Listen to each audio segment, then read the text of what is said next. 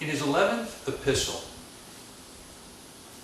the Roman poet Horace memorably wrote, "They change their skies, but not their soul, who run across the seas."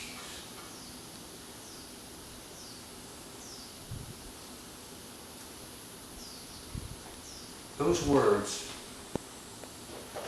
have value and ongoing relevance to my topic today, millennia later.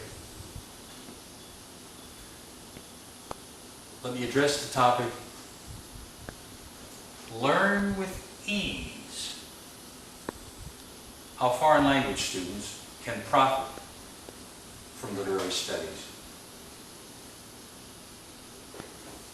A main motivation of many foreign language learners, quite understandably and justifiably, is to learn another tongue in order to be able to travel and have a more enriching experience by being able to communicate with native speakers in other places. This is a wonderful motive, and certainly highly worthwhile. But as Horace cautions us, there are limits to travel in the value that it possesses for an individual. You cannot travel everywhere, and changing your skies is not equivalent to transforming yourself into a better human being, one possessing more insight, more understanding, more depth, more range of human understanding. For that, certain kinds of other experiences are required, at least as a supplement. Travel is valuable, but limited.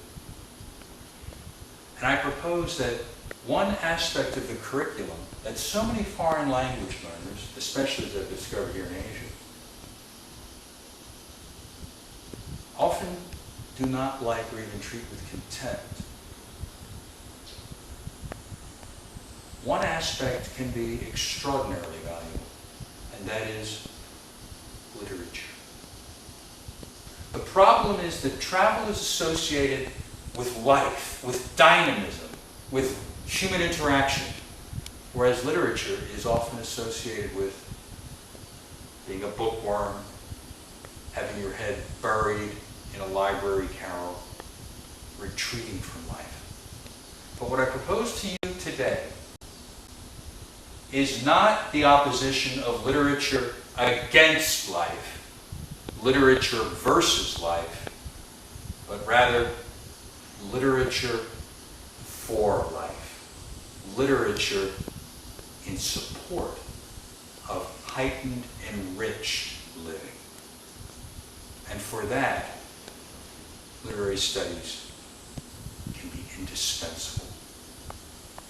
How and why? Because by entering into another world of the imagination, by strongly identifying or disidentifying with powerful, memorable characters who have immortalized themselves in great works of literature, one opens up new aspects of oneself, and one deepens one's comprehension of other people alive today with whom one interacts or may meet someday. Literature can be a wondrously expansive, broadening experience that allows you to travel light years in moments in the imagination, and can bring at least as great, if not far greater benefits than physical travel. There is the slowness, the linearity of the physical material world. And then there is the geometric, or indeed even exponential, leaps of imagination possible when you enter the new worlds of fiction. The great novels, the great plays, the unforgettable experience of meeting and sympathizing with, or deriding, a Hamlet, a Lear, a Macbeth, a Coriolanus, a Julius Caesar, Cassius, Brutus, or perhaps a Iago betraying Othello. The dramatic worlds of Shakespeare are limitless. Or more contemporary fiction. The people who inhabit the novels of Dickens, Magwitch, Pip, Little Nell, Oliver Twist, more, and on and on and on.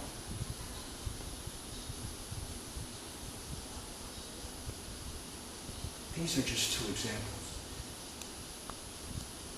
There are countless others. Many faithful students of literature have their own faithful, favorite works to which they return again and again and again, ever loyal to those authors and ever desirous to revisit those places of imaginative travel.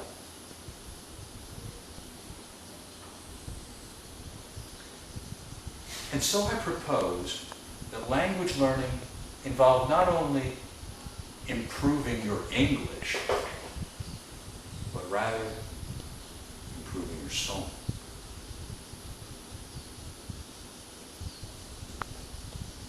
How to do so? I would suggest that the way to do this, as the headline title of my lecture specifies, learn with ease. Ease. That is, let literature and literary studies be edifying, accessible, significant, and above all, enjoyable. To learn with ease.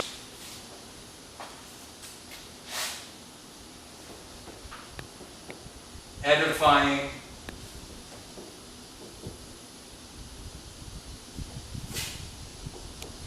accessible,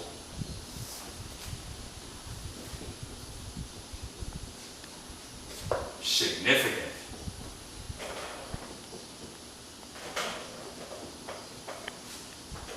and enjoyable.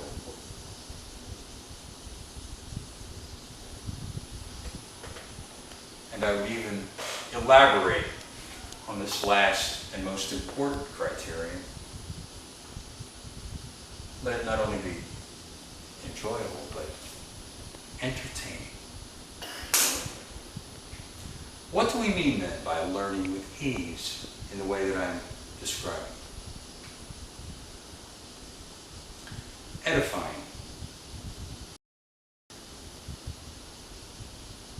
The matter for literary study should, if at all possible, be of enduring value. Edifying, enduring. That is, classics or perhaps contemporary classics. But not extremely difficult, full-length works that will preclude the possibility of others being studied in that course during that semester. Not Dickens' Bleak House, but snippets, excerpts, perhaps from Bleak House. When we speak of works that are edifying then, and we draw special attention to the classics, the point is not to somehow involve ourselves with ancient works or works that have been studied often in a very frustrating spirit by previous generations. Rather, the idea is to offer students an acquaintance with what Matthew Arnold, the great Victorian critic, referred to as the best that has been thought and said. That is to say, works that have passed the test of time. The test of time. Which is that, despite frustrations, succeeding generations, over centuries or even millennia, have rediscovered the supreme value of these works for cultural and also personal reasons. That is, these works are not only edifying, having passed the test of time, they are also enduring.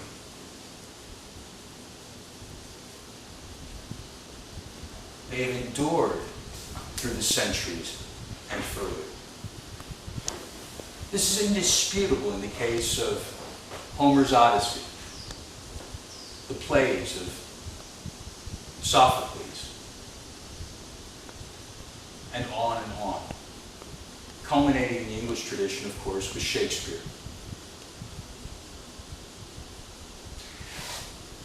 However, when I mention snippets or excerpts, I am drawing attention to our second criterion. That is, that these enduring works may be difficult for the foreign language learner to take in at one grasp, especially for the beginners or even intermediate students. And so these works need to be made accessible, bite-sized. They need to be provided in chunks that can be digested.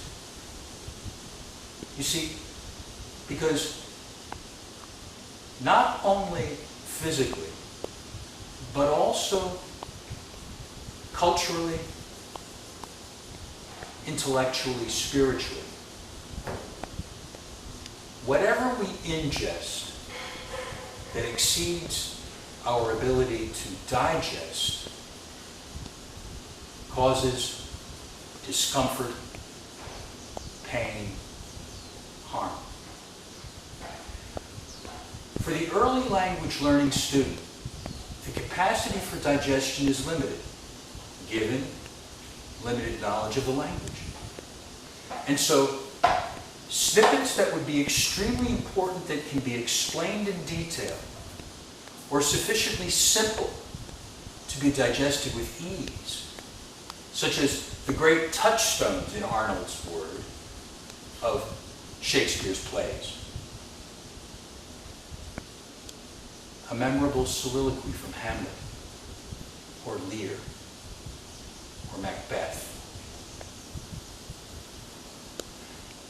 Such examples allow for a varied diet of the classics during the semester because they are bite-sized, so that we do not use up the entire semester by a devotion to, let's say, Hamlet alone. Not that Hamlet does not repay a semester's worth of attention, but rather that some sense of the scope and range of literary studies is extremely valuable for the beginning student, who then may pursue on his or her own, in much greater depth and during their own leisure time, particular interests, having become acquainted with the array of possibilities.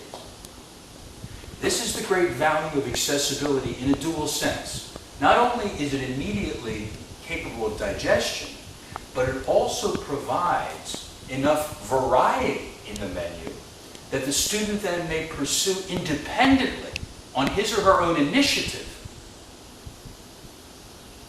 what they have been introduced to. An introduction is often all that is sufficient and necessary in order to provide the orientation essential for the student to continue to be able to avail himself of this diet in an ever richer and more expansive fashion. However, the works should not simply be canonical and excessively so, but rather also significant. By that I mean that they should not simply be historical landmarks, but rather currently significant, of ongoing significance to cultural developments at present, to the 21st century. Not necessarily in an obvious sense, but that the themes they raise should be so historically transcendent, the characters that they immortalize should be able to be related to today, so that the student can realize, yes, not only are these works canonical in some sense of literary history, they are canonical when it comes to the canopy of stars still shining in our sky. These are works that repay value today, not simply because of the knowledge of the past. For example, Shakespeare's tragedies, comedies, histories are significant both historically and currently. Whereas, let's say a work such as Roderick Random by Tobias Smollett, a pioneer work for launching the picaresque novel, but an 18th century work. By the same token, the comedies of George Meredith, the comic novels, historically significant for new developments in the British novel in the late 19th century, but not of the same significance currently as a work such as George Orwell's 1984. Arthur Wing Pinero's The Second Mrs. Tanqueray, crucially important for the new drama of the late Victorian era and for introducing Ibsenism into the English literary tradition. But not of ongoing significance in the way that the plays of Oscar Wilde claim our attention. In the case of drama, this is often easier to identify because works that continue to be staged before a live public will be works that will often be most appropriate to introduce in the classroom.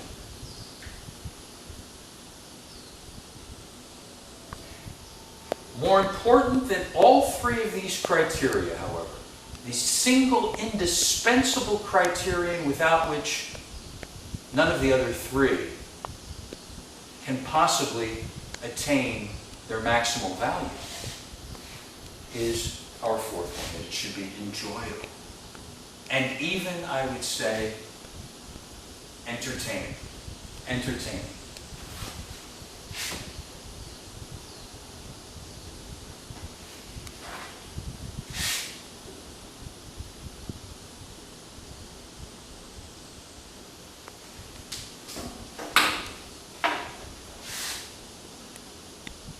If a work is enjoyable, it will stimulate the interest of the student quite naturally. We want the student to get the sense of fun, the excitement of creativity, of intellectual and personal growth that come from reading and studying. So much nowadays with schooling is extremely competitive. And there is so much of a call for memorization, rote learning, cramming for tests and exams, pressure and stress associated with classroom activity, that the enjoyable aspect is often squeezed out before it even has a chance to display itself.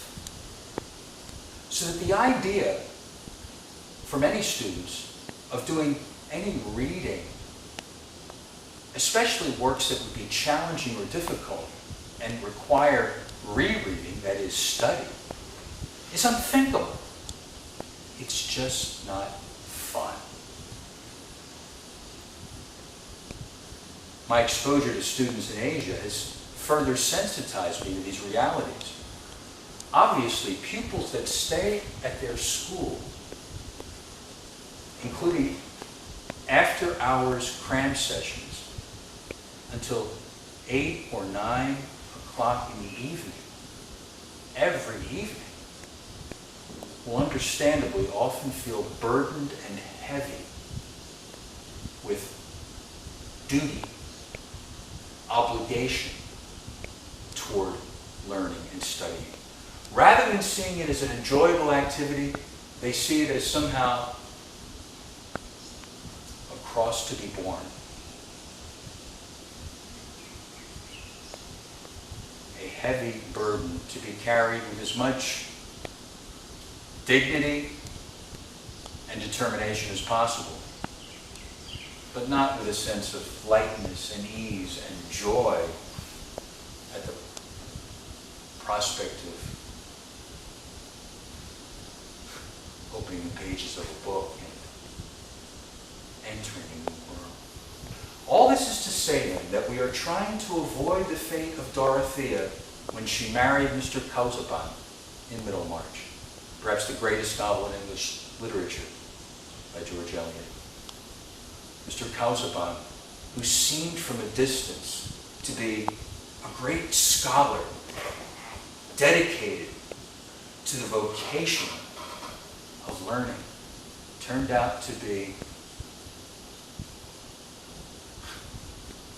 a dusty, foppish old academic, buried in the pages of books that were decaying, holed up his entire life in library carols to complete a presumably great work of scholarship that he had hardly even begun.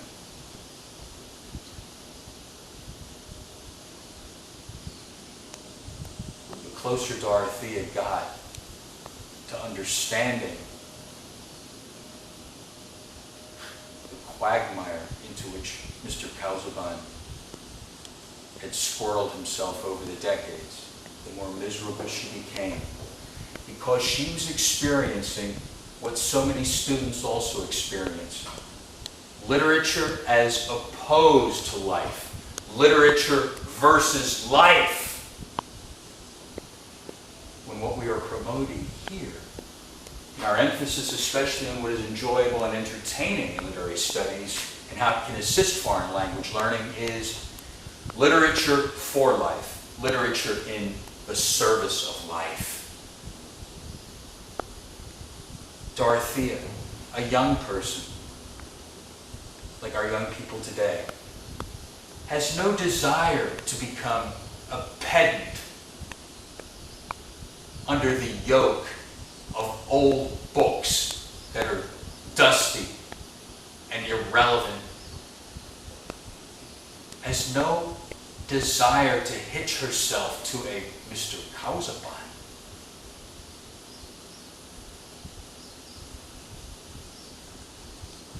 Because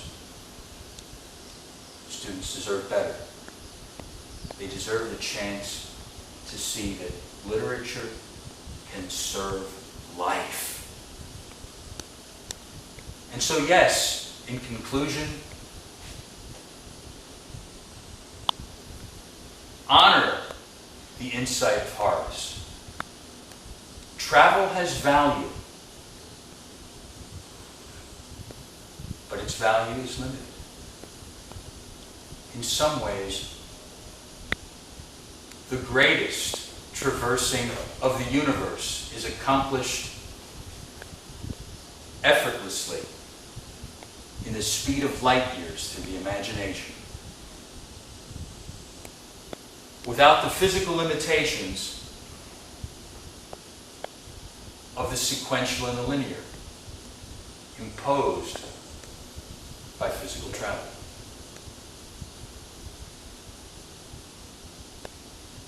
Enter a world of imaginative literature. Befriend the immortal characters of a Homer, a Shakespeare, a Dickens,